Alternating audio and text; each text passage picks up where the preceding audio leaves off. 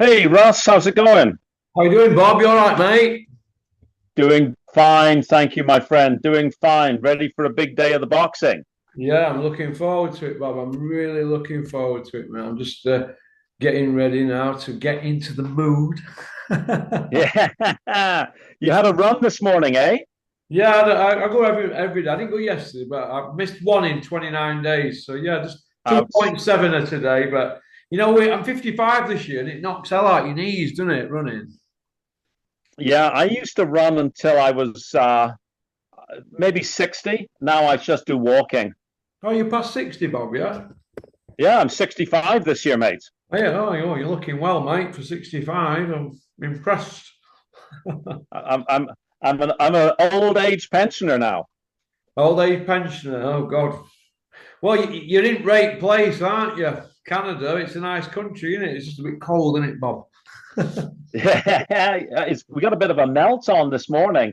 I was talking to Andy from Andy's Cavern. We Yeah. had a phone call this morning, and I was telling him it's beginning to melt a bit now. So that's a good sign. Spring may be on the way. March 21st, the first day of spring. Yeah, it might still be snow on the ground here. That's my mum's anniversary, March 21st, so I always remember that. Ah, right. The wedding anniversary. But okay, there's only one place to start, Bob, and it's got to be John Coffey has pulled out the fight. What do you think's gone on, Bob? Let me hear what you've got to say about it, and then before we start steaming into it all. So, um, so the first thing that crosses my mind is that there's a terrible lack of transparency. And by that, I mean, if we had real media type people who were prepared to ask reasonable but pointed questions, we could probably have put all this to bed within 24 hours. But the fact is that the media people out there and the YouTube children who are basically just fanboys of the promoters, they are not asking even the most basic level of questions. Yeah, And so there's this room now for this massive speculation. yeah, yeah, yeah. And I put a video up and I asked, should we take this at face value or is there room for skepticism? And Mm. I think we have to be skeptical now because the narrative that we are being told just doesn't really make sense. Yeah, And if there was a press conference where there was a doctor who said, I examined the patient and he's suffering from XYZ, or an interview of somebody from Dubois' team, there would be some legitimate questions asked, and then everybody could be settled down. But right now, there's this silence, this cone of silence, which quite frankly makes people even more suspicious. That's my opinion. I'm not making any accusations against anybody, but they have brought this upon themselves yeah, because they're not disclosing anything. mm, yeah. Do you think, Bob, that by them being silent, and I mean, let's look at it logistically, right? This is a kid, 20, what is he, 28-year-old, 27, 28-year-old, is the IBF heavyweight champion of the world. He's done a training camp. He's earning millions of pounds for this fight. And he's had to pull out with 48 hours to go, or whatever, 50 odd hours to go. We'd normally get an interview and he'd be sat there devastated and but we're not getting that. We're getting silence, aren't we? Because they don't want to put him near a camera, really, in case he says out. And this is why there's all this speculation. But the mainstream media, and I'm going to name them because they're all shithouses. The Guard, this Puppy Parsons, Adam Cattrall, Simon Jordan, Big Mal, all these people in the mix and in the know, Boxing King Media, PC Gully, all the rest of them, none of them are asking the question. Have you tested dirty, yes or no? What is antihistamines? Well, we want to know what's going on because Bricktop's told us half a story on Box Nation, hasn't he? So, as a fan, I want to know what's going on. Me, I want to know because I'll be paying for it in a minute. So, I want to know. Do you know what I mean? We're entitled to it. Absolutely, Russ. And I mean, it's not asking too much for paying customers. You're paying for your pay-per-view. I'm paying for my pay-per-view. People have bought tickets. People have flown out there, etc. It's not unreasonable to want to know what's happened and to have access. Like, for example, Frank Warren said that Dubois was being treated with antibiotics. And then there's a story about a viral infection. Well, we know that antibiotics are used to treat bacterial infections. If you've got a virus, the doctor doesn't prescribe you antibiotics. So there's an inconsistency in that story. Yeah. There's also this very strange situation now where you've just said it, Dubois is not being made available. Well, even if he had, I don't know, something, like a hideous virus, like a COVID-19 thing, he could still be interviewed via Zoom, like you and I are talking. If you and I can talk across the Atlantic and across a continent, they can surely put a cell phone in his hotel room and say, can you talk to these folks, right? Like, it doesn't make sense. It owes it to fans, don't they, to talk. He should come out and explain it to fans. Absolutely. I mean, there are probably people who are very, very strong supporters of Daniel Dubois who have incurred expenses by flying out to Saudi Arabia, hotels, etc., and they are now left either worried about him or angry that he's not fighting. There's a whole range of emotions that people have, and like I said at the beginning, if there was a degree of transparency, we could settle all this. Yeah. I mean, it's easy enough. A doctor has allegedly examined Mr. Dubois. The doctor will have a diagnosis. Produce the doctor, put him in front of the camera, and the doctor says, I have examined the patient and he is suffering from. But that is not happening. And so we are left to speculate. Did he piss hot? Did he have a case of nerves? Does he have some emotional breakdown? Or does he have the flu? Like, let us know. We deserve to know. Spencer Brown says he had flu. Bricktop says he has a virus. But I look at it like this. They're going to announce tonight or tomorrow Usyk and Dubois. So why are they not announcing Parker and Dubois, or the winner of Parker McCauley and Dubois? Why are they not going to announce that? I mean, they've just done all that PR with Parker, and all of a sudden they're hanging him out to dry. Well, they've just done all that PR, aren't they, for bigging this fight up? Do you know what I mean? I understand exactly what you're saying there. And here's the thing. The road to a rematch with Usyk is now much clearer because Parker, whether or not you think Dubois would have beaten him or not, Parker was a challenge. Parker was a hurdle. Many things can go wrong in heavyweight boxing. You think Dubois would have won. I think maybe Parker would have won. But the point is there was going to be a fight. Now there's a clear road to Usyk. And I think this is all very, very convenient and coincidental.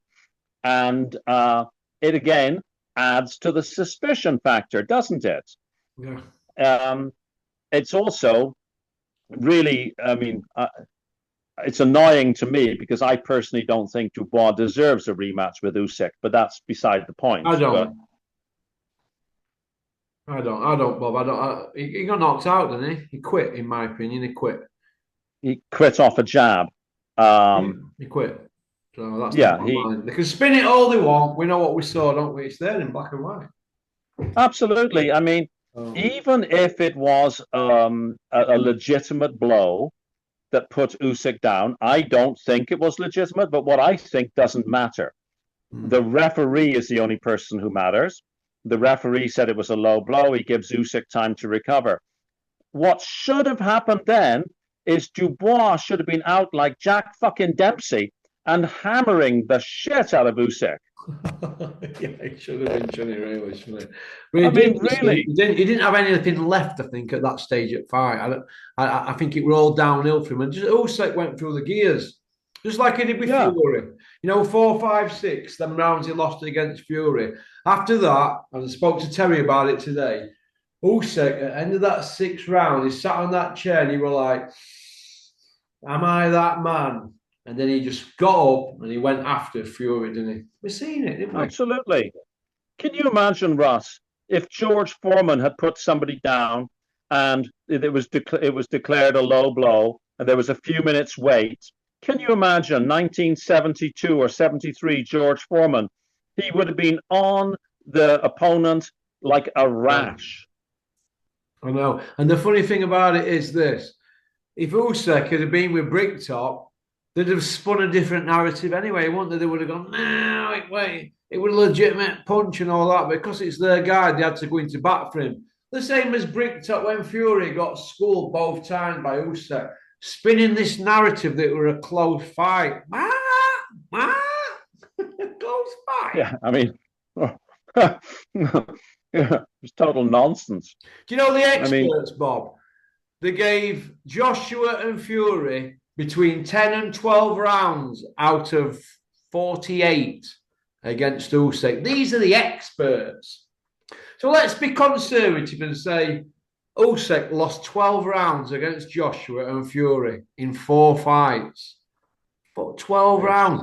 But he still won 36. That means it's an absolute schooling, doesn't it? Absolutely. It shows levels, right? Yeah. And honestly, Ross, what it tells me is that for the best part of 10 years, we as fans were gaslighted to believe that Wilder, Fury, and Joshua were respectively the second comings of Ali, Foreman, Frazier, when it's absolutely clear now that an elite level cruiserweight who moves up to heavyweight could school both Joshua and Fury. And of course, he would have schooled, in my view, Wilder, but Wilder has sort of imploded anyhow. And it should tell us as fans that the story we were being told for 10 years about these 3 elite heavyweights, first draft Hall of Famers, all-time greats, was, as you would say, Porky, a load of old pony. A load of old pony macaroni. And look at Usyk, what he'd done to him. And, you know, when you look at the CVs, I mean, when people were coming up to me saying, oh, I've got all my money on Fury. I said, well, just look at the CVs and look at the mindsets, right? And look how they live their lives and conduct themselves. Look at Usyk or look at the others. Joshua didn't pick a pair of gloves up till he was 18, did he? Right? That's not his fault. Usyk's been doing it since he was a kid. And he cleaned up at amateur, European World Olympic, 335 and 15 as an amateur, rematched 11, cruiserweight undisputed heavyweight. So how could anybody so much as think that this guy's going to lose against these? 16 stone, 6'3", perfect for a heavyweight, perfect. All these big 20 stoners and all this, and like Martin McCauley, 22.5 stone, but he's in the shape of his life, according to Billy Nelson. It's absolute gaslighting. Usyk's a perfect specimen of a fighter, and he's a southpaw. So why would anybody want to back against him? Yeah, he's in his 39th year now, and he could be coming to end, but they shouldn't be putting John Coffey in with him again. They'll end up ruining him, you know. He doesn't deserve a fight. You know, this business of fighters coming in at 20 stone plus, I go back to George Foreman. George Foreman weighed 225 pounds in his first career, you know, which, you know, I'm talking of the 1970s. That's 16 stone 1. Yeah. And he was classed again, as Big George, wasn't he? Big giant. I would imagine if we could turn the clock back, 1972 or three version of George Foreman could clean up today's heavyweight division without breaking a sweat. Oh, God. Could you imagine him against Dylan White or Derek Chisora or Wilder? Big George. Can you imagine that? It would have been a massacre. They'd have put Don King on murder charges. I would bring in a 189-pound Rocky Marciano against the names you just mentioned, and I'm putting money on Rocky Marciano. Well, Rocky Marciano, if he fought today, they'd have boiled him down to light heavyweight, wouldn't they? Or he'd have been an old school cruiserweight at 190, wouldn't he? Yeah, yeah. Do you know what I mean? But what did you think to Del Boy coming out saying that McCauley's on £3 million and he's still got the Ajagba fight in May and it doesn't affect the IBF final eliminator? What if McCauley loses tonight?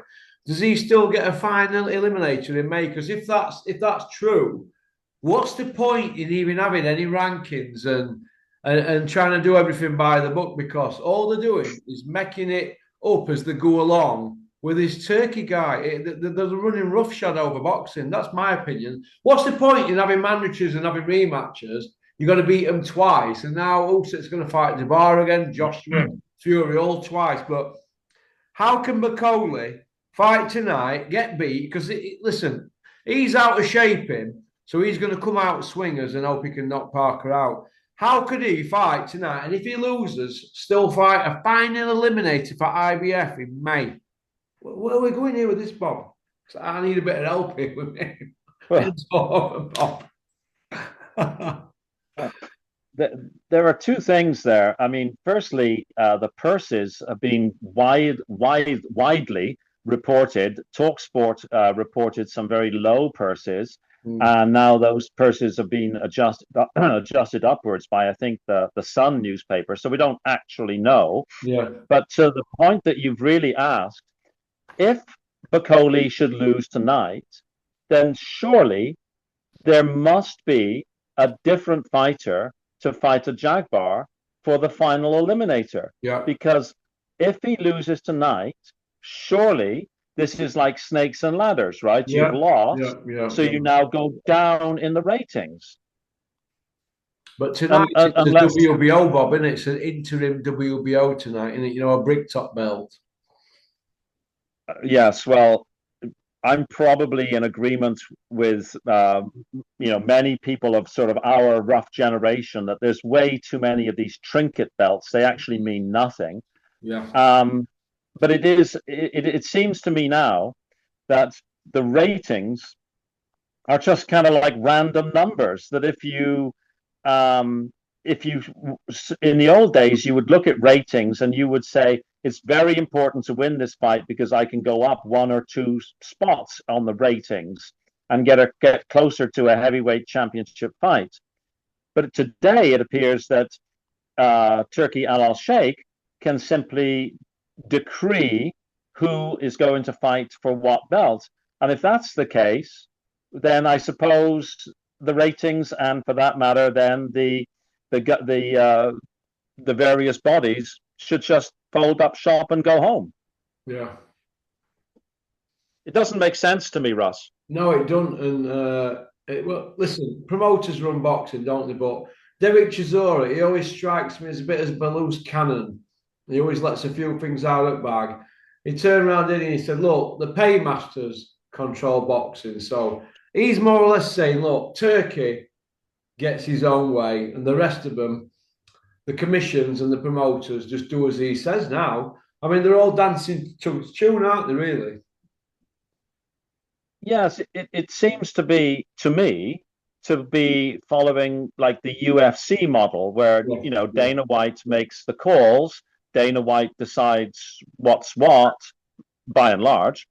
And it seems that boxing is going down this route as well, where Turki Al Sheikh or whoever his boss is will be the person who makes all the decisions about elite level boxing.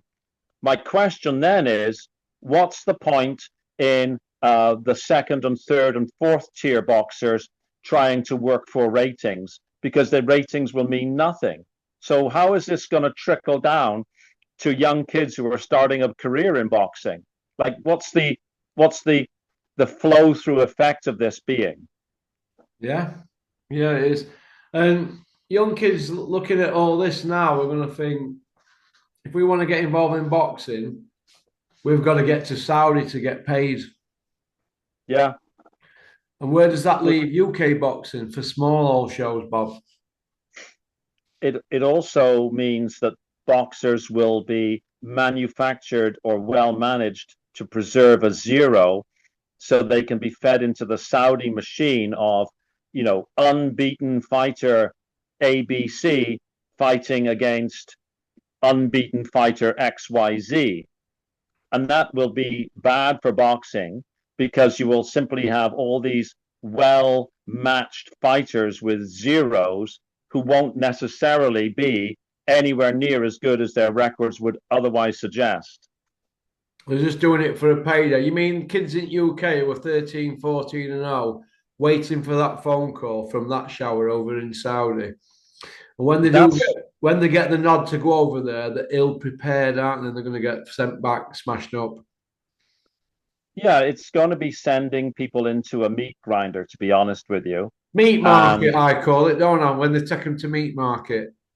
yeah, that's exactly what it'll be, which will be very, very bad. If we're right, it'll be very bad for the sport of boxing if you look forward, say, 10 years or 15 years, because it could actually end up being something that really weakens the depth of boxing and brings boxing's credibility into doubt.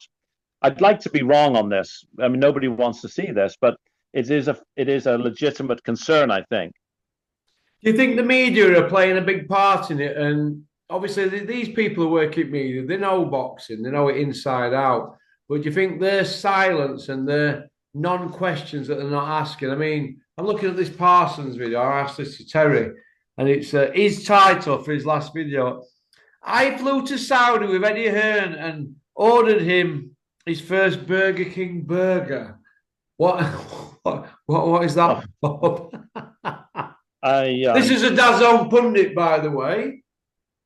I haven't seen the video. I heard you asking Terry about it. It's preposterous, right? It's fanboyism. It's Fanboyism. it is.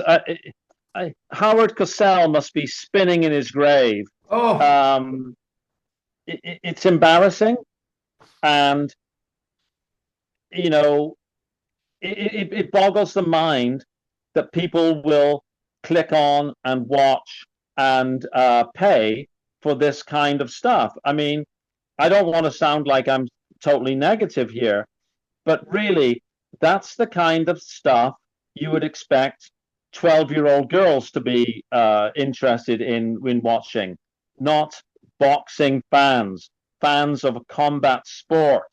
Like, it's preposterous is the only word I can think of. yeah, I agree. Parker's weighed in at 267. That's 19 stone one. And we've got the other fella, 22 and a half stone. This is before they have something to eat and get something to drink and they get in ring. Our heavyweights now morphing into like giant blobs or what I don't know. Or Fury saying he was 20 stone against Usyk. And is that the way forward? Big 20 stoners? Or is it just too, are they going to put themselves in a situation where something like Usyk and maybe Fabio Ward, they could just smash them up? Because I don't think they need to be that big. I mean, how much more powerful can you be from 17 stone to 20? Is there that much of a difference? Because you're giving away mobility. What do you think to that question? Well, Parker is basically 20 pounds heavier than his last fight. Yeah. So he's gained 20 pounds in just under a year. I understand that some boxers can increase their weight over time. Lennox Lewis went from 225 to 250, but it took him 10 years in incremental spots to move up like that. Yeah. We talked earlier about George Foreman at his peak was 225. Usyk has proven you don't need to be 280, 260, whatever.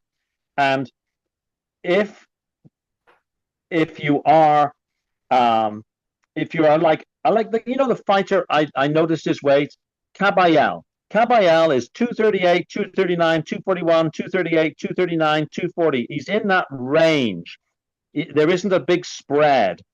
Whereas Parker jumping up 20 pounds, I find it really hard to believe that that's 20 pound of pure, unadulterated, fast twitch muscle. There has to be some excess weight there. Yeah. And carrying excess weight can't be good.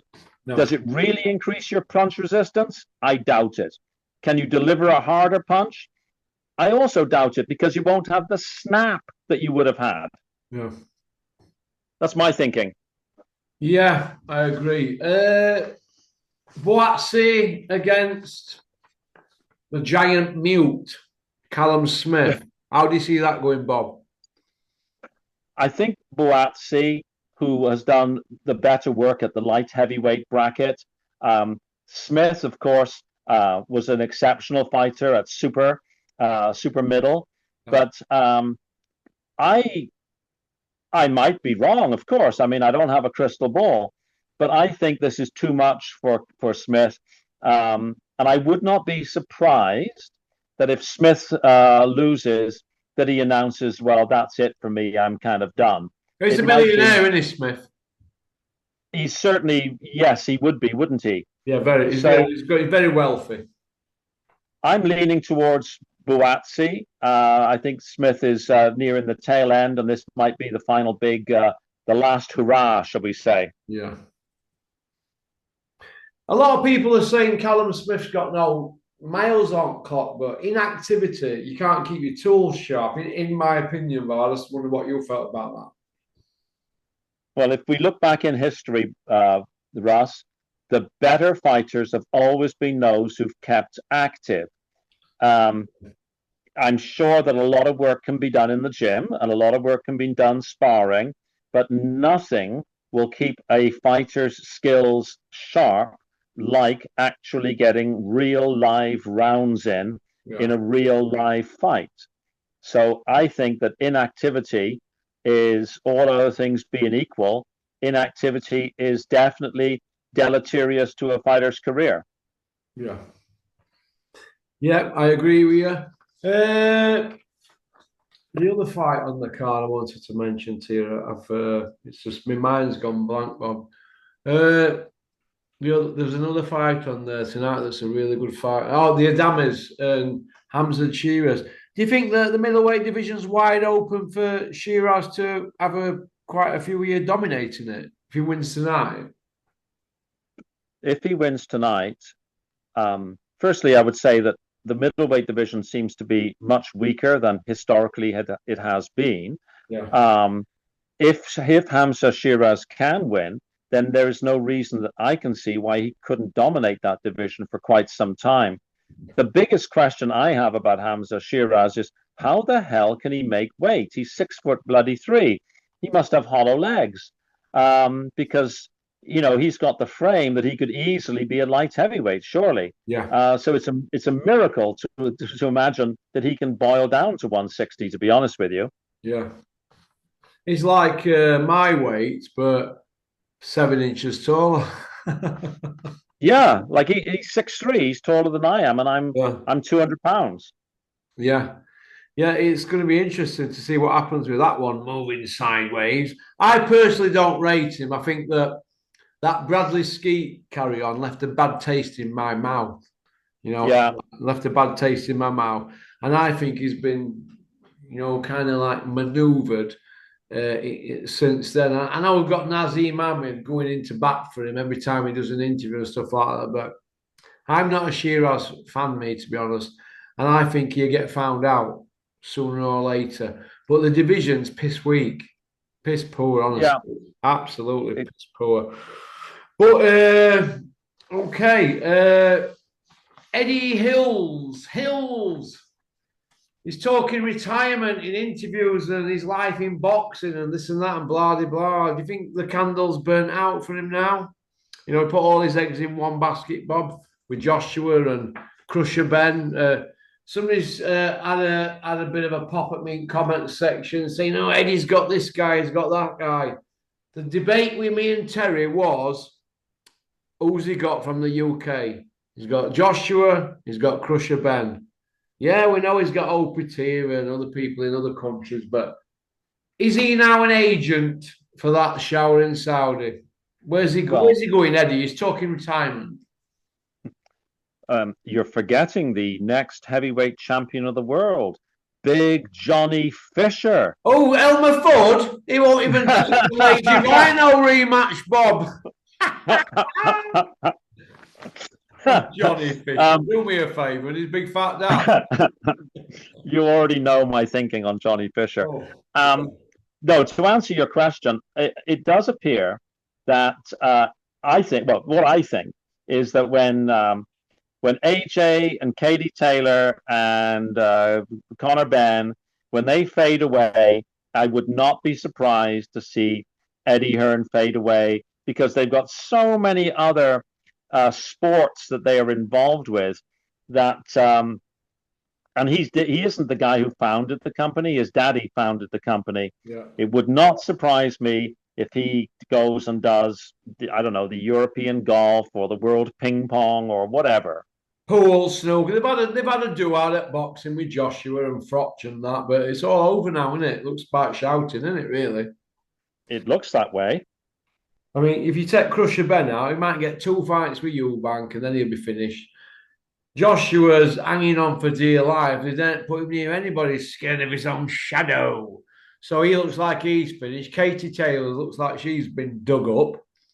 You know what I mean? So I don't really know who wants to sign with him. So I don't see him hanging around much longer. Let Frank Smith run boxing just to stay involved in boxing. A bit like years ago after Chris Eubank Senior retired, they were knackered at Matchroom, so they were putting fights on that were, you know, small shows and stuff like that. They weren't really doing anything, and I see them still hanging around in boxing, but not being a big noise.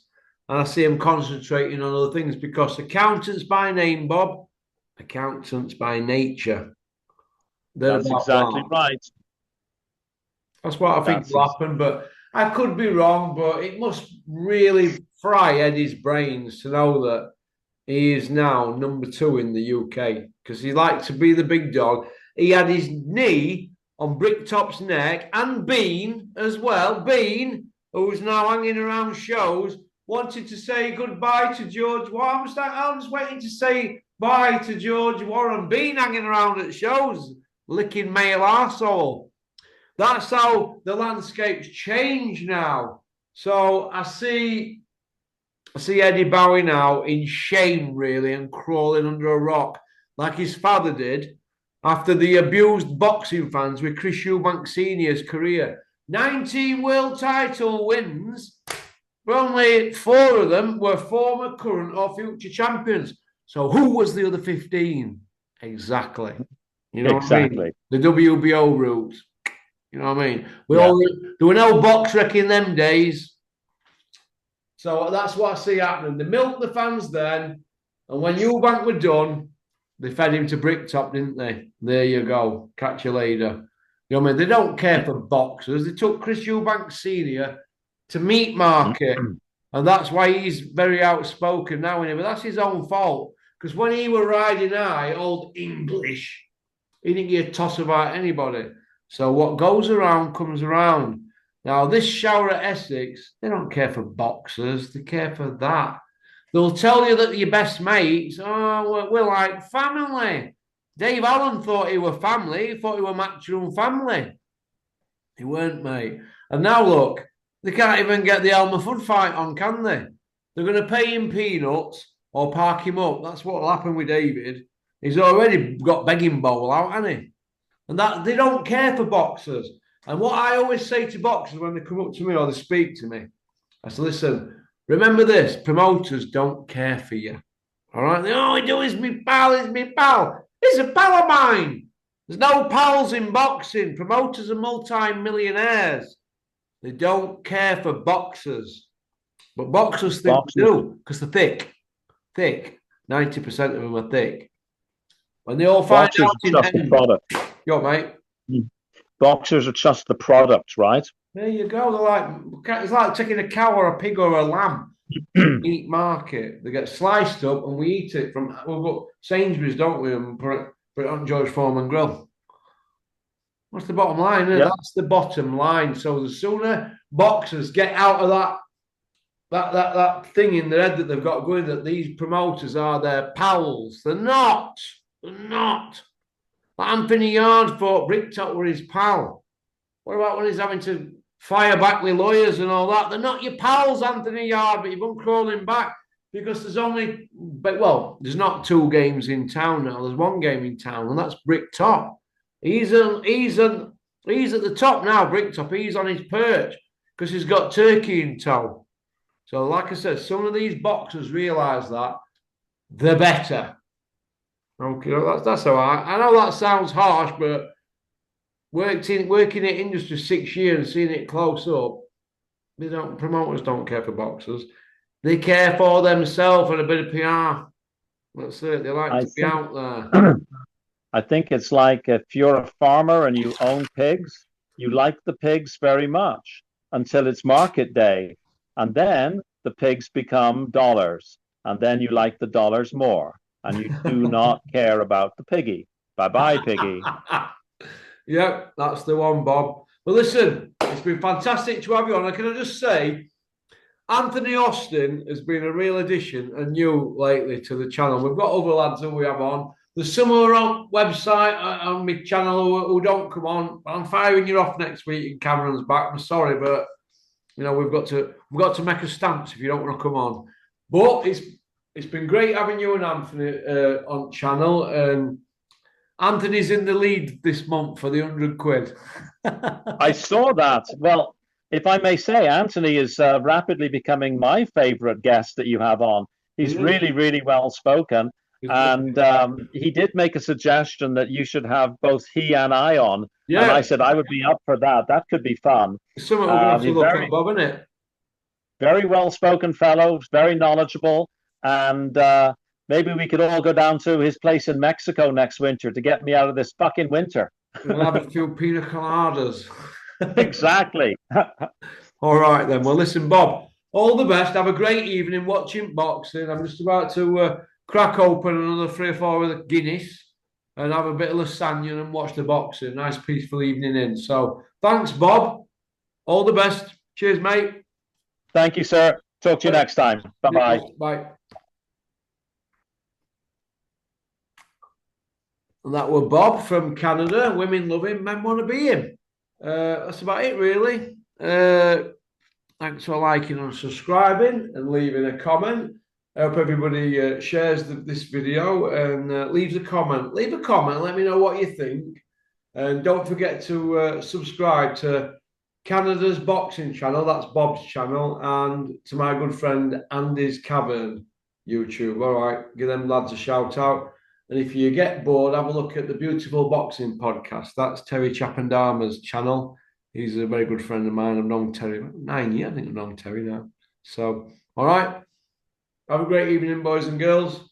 Peace out. Max, don't even ring me till you're the middleweight. You'll probably never ring me again.